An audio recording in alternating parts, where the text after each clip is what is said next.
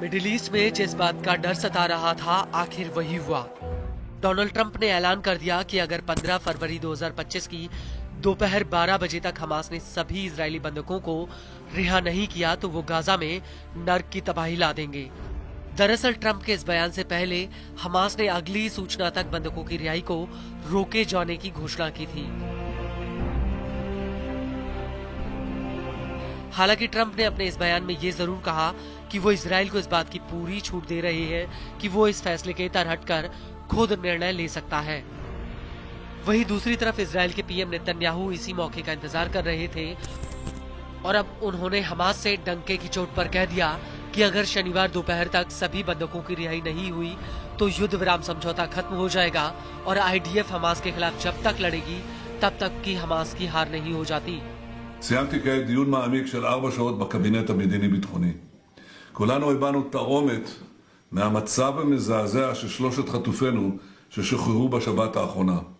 כולנו גם בירכנו על הדרישה של הנשיא טראמפ לשחרור חטופינו עד שבת בצהריים, וכולנו גם בירכנו על החזון המהפכני של הנשיא לעתיד עזה.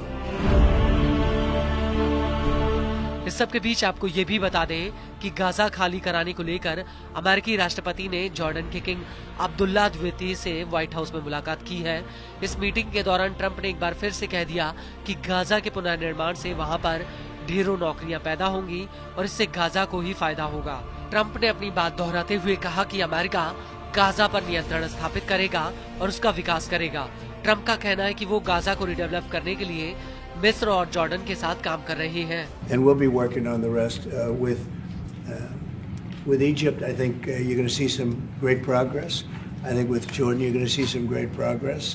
3 of us, and we'll have some others helping, and we're going to have some others at a very high level helping, and the whole thing will come. It's not a complex thing to do, and with the United States being in control of that piece of land, a fairly large piece of land, you're going to have stability in the Middle East for the first time. And the Palestinians, or the people that live now in Gaza, will be living beautifully in another location. They're going to be living safely. They're not going to be killed, murdered, and having to leave every 10 years, because I've been watching this for so many years. It's nothing but trouble. वहीं दूसरी तरफ Trump के इस बयान को लेकर Jordan के king Abdullah ने भी बड़ी बात कही है। किंग अब्दुल्ला का कहना है कि वो इसको लेकर मिस्र से बात करेंगे। इसके अलावा वो सऊदी अरब भी जाएंगे, जहां पर वो अरब देशों से चर्चा करेंगे। We have to keep in mind that there is a plan from Egypt and the Arab countries. We're being invited by Mohammed bin Salman to discussions in Riyadh. I think the point is how do we make this work in a way that is good for everybody. Right. Obviously, we have to look at the best interests of the United States, of the people in the region, especially to my people of Jordan. And we're going to have some interesting discussions today, I think. King Abdullah का ये भी कहना है कि हम अभी भी फिलिस्तीनियों के विस्थापन के खिलाफ हैं। गाजा का पुनर्निर्माण फिलिस्तीनियों को विस्थापित किए बिना होना चाहिए। यह रुख पूरे अरब का है।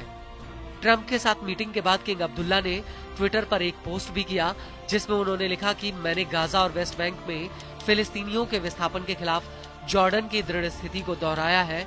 यह अरब देशों का एकीकृत पक्ष है।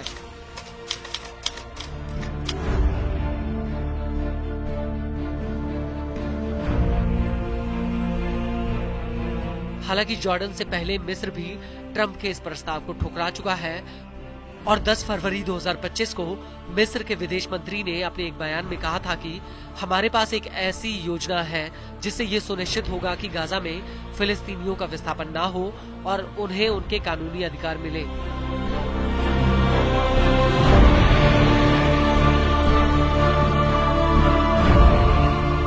Everything's about you can't live in this. But we'll make it into a very good site for future development by somebody.